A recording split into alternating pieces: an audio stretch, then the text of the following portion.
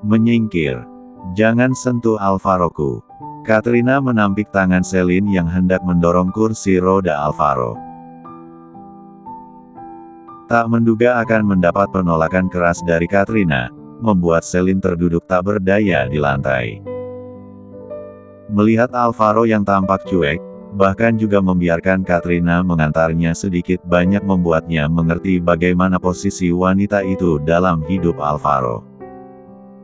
Senyum sinis tersungging di bibir tipis Katrina, saat wanita itu sudah berdiri tepat di belakang kursi roda Alvaro.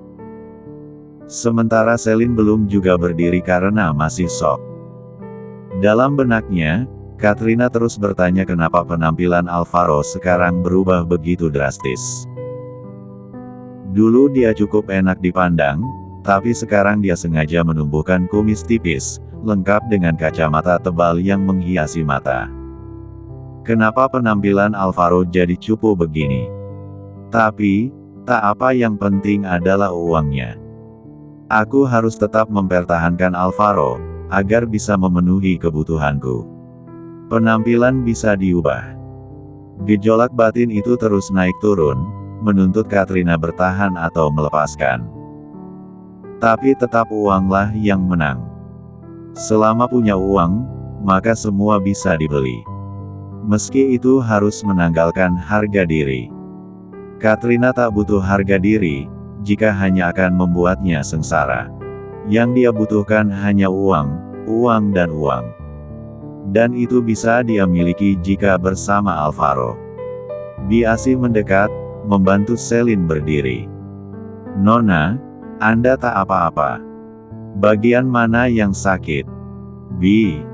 Celine menggeleng lemah. Terima kasih. Pergilah, aku akan bicara berdua dengan Katrina, ucap Alvaro.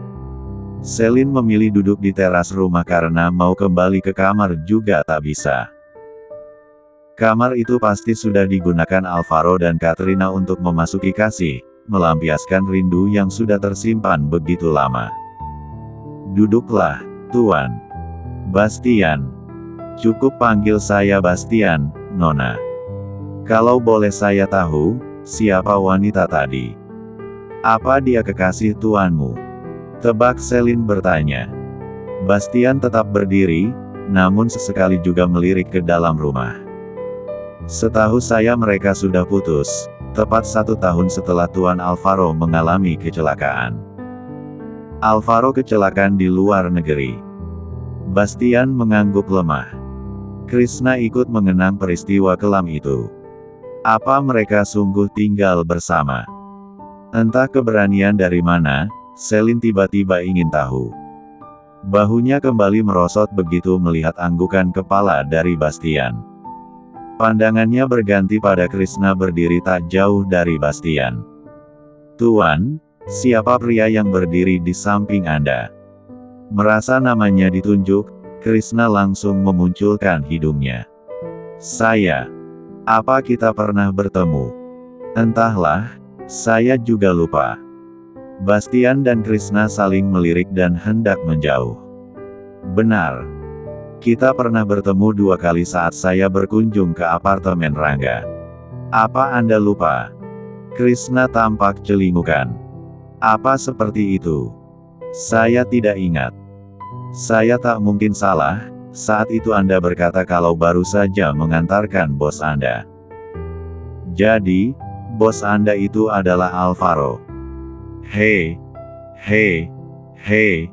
Krishna hanya bisa cengar-cengir. Tapi kenapa selama ini saya tidak pernah melihat dia? Yang ada justru bertugas pria cabang Old Brengsek itu. Pria? Pria apa? Pria cabang Ul. Asal kalian tahu, saya pernah hampir dimakan seorang pria cabang Ul di apartemen itu. Keduanya hanya bisa menelan ludah kasar, begitu mendengar cerita Celine. Memilih tak menanggapi, sadar kalau di pojok ruangan ada beberapa CCTV yang sewaktu-waktu bisa Alvaro lihat. Bisa-bisanya dia menghina Alvaro kita sebagai pria C4 Bevel. Keluh Bastian setengah berbisik. Biarkan saja, Paling tidak unek-unekku sudah tersampaikan.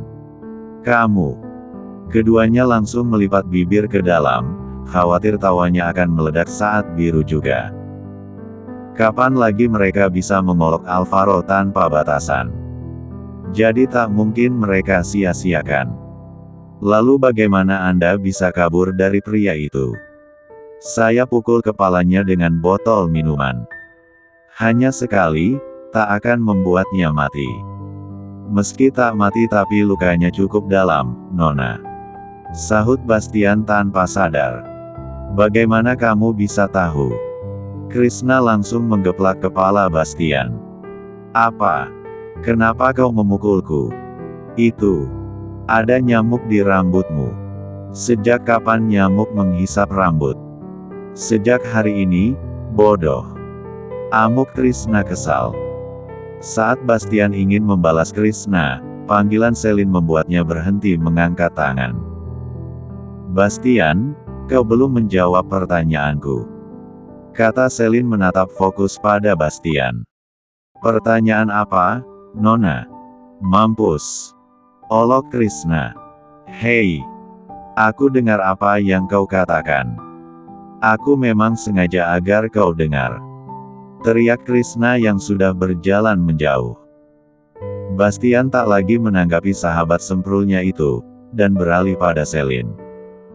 Anda bertanya apa, Nona? Bagaimana kamu tahu kalau pria itu tidak mati tapi mendapat luka yang cukup dalam? Oh, saya hanya menebak. Saat ketiga orang itu tampak bercengkrama dengan santai, ada Katrina yang masih setia mendorong kursi roda Alvaro. Kita ke taman-taman samping rumah saja, ada yang harus aku jelaskan. Ucap Alvaro membuat Katrina berhenti melangkah. Taman samping rumah. Kenapa tidak ke kamar? Untuk apa ke kamar? Kita hanya akan berbicara. Katrina memeluk Alvaro dari belakang. Menari dagu di pundak pria itu, dan mengecup pipinya sekilas. Aku merindukanmu, sayang. Bisiknya tepat di telinga Alvaro, membuat nafasnya menghembus hangat. Katrina, apa kau lupa kalau aku lumpuh? Bukankah kau meminta putus karena alasan itu? Karena aku tak lagi bisa membahagiakanmu dengan tubuhku. Glek. Ucapan Alvaro memaksanya untuk menelan ludah secara kasar. Lepaskan, dan ayo kita bicara. Perlahan, Alvaro melepas tangan Katrina yang masih merangkulnya. Tak ada pilihan lain, Katrina hanya bisa menurut. Katakan apa yang kau mau. Ucap Alvaro masih terdengar lembut. Sekali lagi, Katrina bersimpuh di depan Alvaro. Menyentuh tangan dingin itu, dan dia usapkan ke pipinya sendiri. Aku ingin kita kembali bersama, Al. Aku mencintaimu. Cinta. Bukan uang. Sindir Alvaro. 1 tahun terakhir aku memintamu bertahan, Kat. Saat aku benar-benar membutuhkan dukungan darimu, apa yang kau lakukan? Saat itu kau memang masih kekasihku, tapi hanya ragamu, tidak dengan hati dan pikiranmu. Aku menerima sikap acuhmu, asal kau masih di sampingku. Imbuhnya mengenang bagaimana kisah mereka setelah kecelakaan itu. Aku minta maaf, Al. Aku sungguh menyesal. Setelah hampir 5 tahun berlalu dan kau baru menyesal sekarang. Katrina tak menjawab, hanya menunduk sedih dan terus menggenggam erat tangan Alvaro. Aku tak masalah saat kau menghabiskan uangku, tapi apa yang terjadi? Seru Alvaro dengan nafas yang memburu. Kau mengkhianati hubungan kita, Kat. Bukan dengan pria lain, tapi dengan sepupuku sendiri. Apa kau kira aku tak tahu kalau kalian berselingkuh di belakangku? Al. Aku sungguh hilaf, saat itu kami sama-sama mabuk. Kenapa harus dia? Hah? Kau tahu kalau hubungan kami memang buruk, dan kau membuatnya semakin berantakan. Maaf. Hanya kata maaf yang keluar dari mulut Katrina. Sudahlah, Lagian itu sudah lama dan aku juga sudah tak peduli. Jangan pernah kembali lagi ke sini atau mengganggu Selin. Tidak. Aku masih mencintaimu, Al. Dan kau pasti juga merasakan hal yang sama. Kamu pasti terpaksa menikahi wanita kampung itu. Iya, kan? Kau salah. Aku memang menyukai Selin, karena itu akan menikahinya. Katrina tiba-tiba mencondongkan tubuhnya dan dalam sekejap sudah mengsatu umbib 1R Alvaro. Memberikan lum 4 tan bas 4H, memaksa Alvaro untuk membuka mulut. B1R-mu memang mengatakan kau menyukai Selin, tapi tidak dengan hatimu. Buktinya kau menerima Civem 4N-ku. Lihatlah, Al. Tubuhmu masih sangat hafal dengan S3 ETVH 4N-ku. Sanggah Katrina yang masih mengatur nafasnya sendiri. Anggap itu sebagai hadiah terakhir dariku. Balas Alvaro. Tangannya tampak bergerak ke saku kemeja, dan menarik keluar sebuah sapu tangan yang tersimpan. Tiba-tiba, Alvaro mengelap bibirnya dengan sedikit kasar.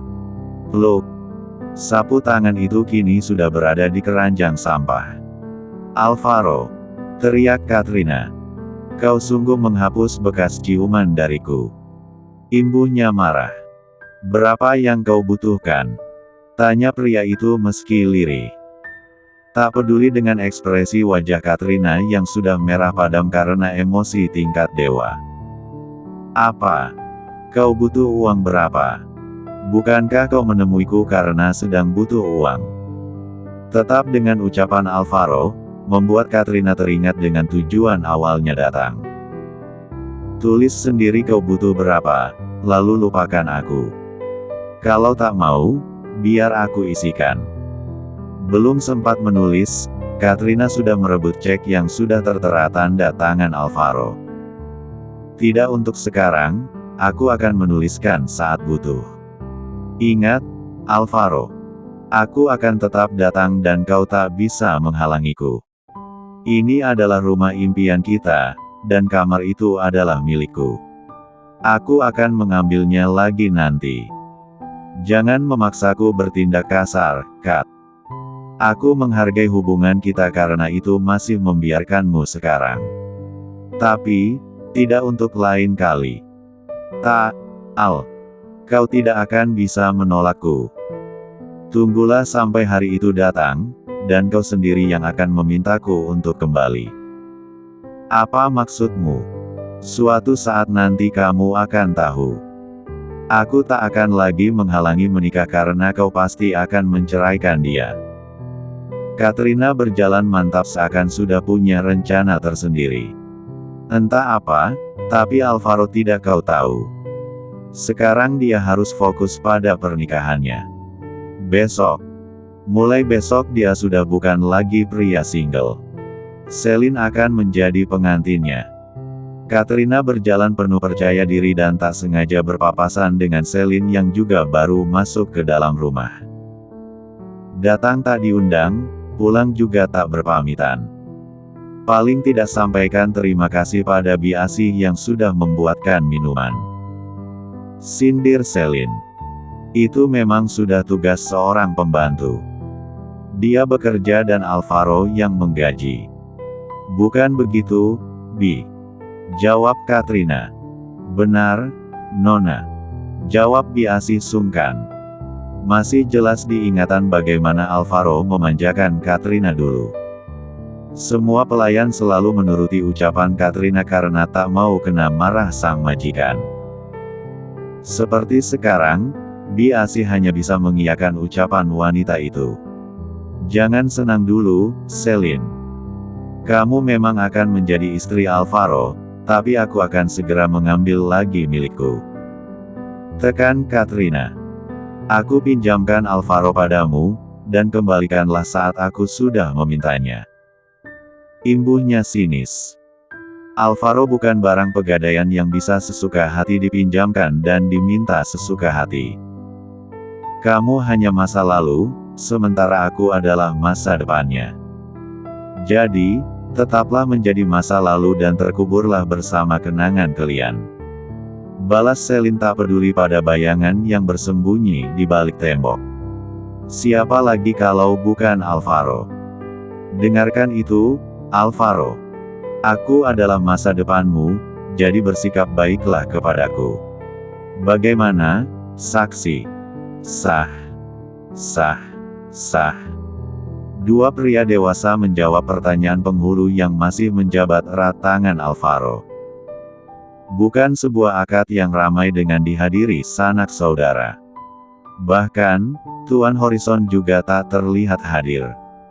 Hanya Krishna dan Bastian yang ikut meramaikan suasana.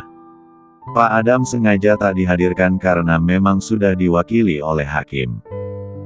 Di rumah pribadi Alvaro, pernikahan sederhana itu dilangsungkan dengan begitu sunyi. Bastian segera mengantar penghulu sampai teras, dan meminta Pak Narto mengantarnya sampai rumah. Selamat ya, Nona.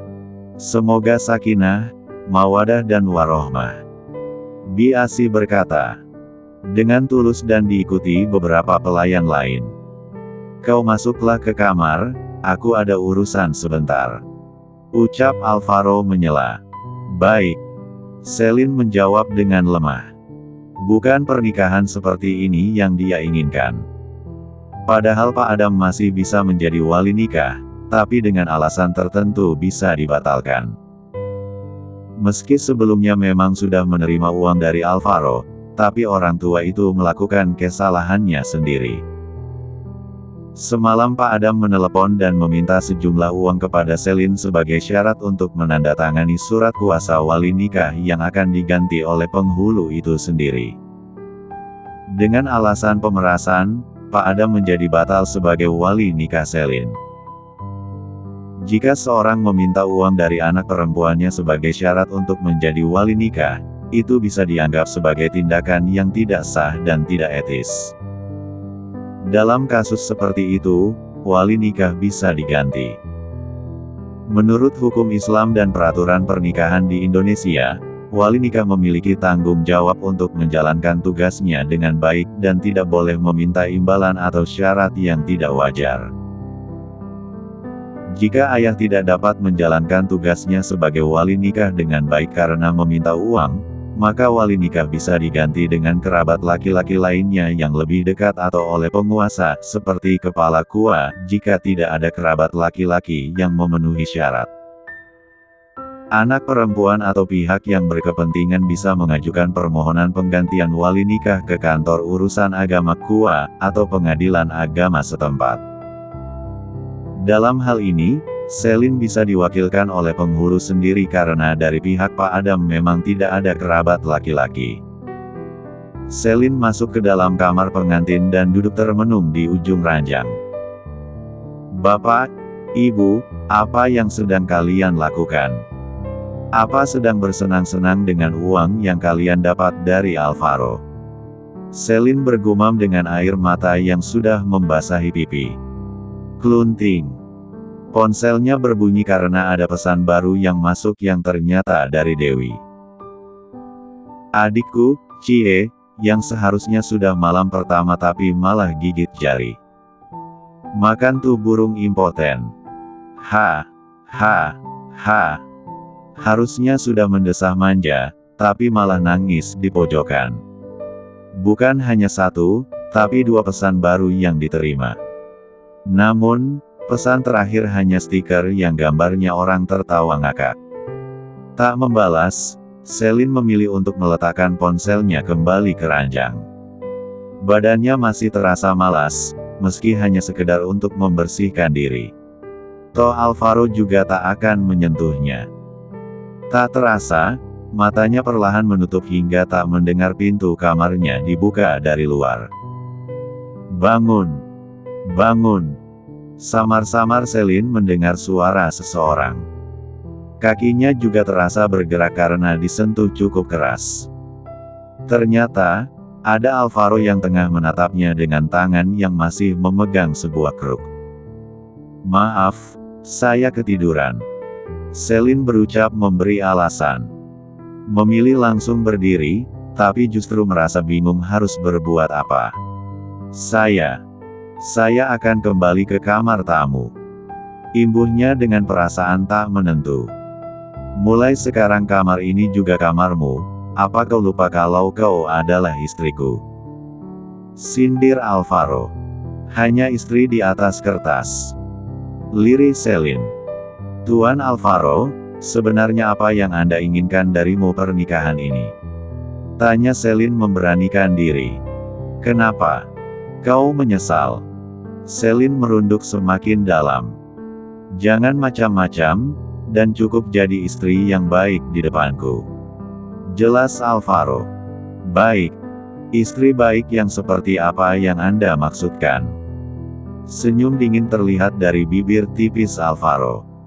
Cukup turuti semua ucapanku. Jangan bertanya apalagi membantah. Hanya itu.